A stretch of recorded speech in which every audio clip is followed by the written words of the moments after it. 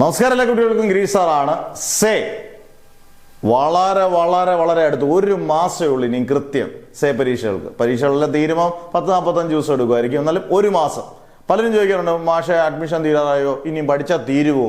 ഇനിയും പഠിച്ചാലും തീരും. കാരണം യഥാർത്ഥ സേയുടെ പരീക്ഷ നമ്മൾ മെയിലൊക്കെ അടക്കുമ്പോൾ ഒരു മാസം പോലും കിട്ടാറില്ല. അന്നേരം തന്നെ കുട്ടികൾ പഠിച്ച് ഡബിൾ പാസ് മാർക്ക് അതിൽ കൂടുതൽ നല്ല മാർക്ക് സ്കോർ ചെയ്യും.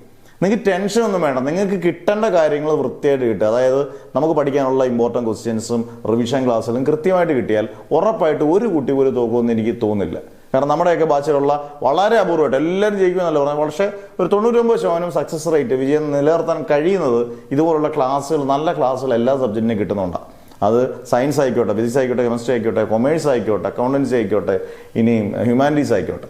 ഇപ്പം നിങ്ങൾക്ക് കിട്ടുന്ന ഏറ്റവും വലിയ ഇതെന്ന് പറയുന്നത് ഫീസിനകത്ത് നമ്മൾ വളരെ പരിമിതമായ ഫീസ് ആകെ മേടിക്കുന്നുള്ളൂ. ഇപ്പോഴും വേറൊരു വ്യത്യാസം എന്ന് പറഞ്ഞാൽ, ഒരു സബ്ജക്റ്റ് എടുക്കുന്നവർക്ക് 750 രൂപ മാത്രമേ ഉള്ളൂ ഫീസ്. ഒരു സബ്ജക്റ്റ്.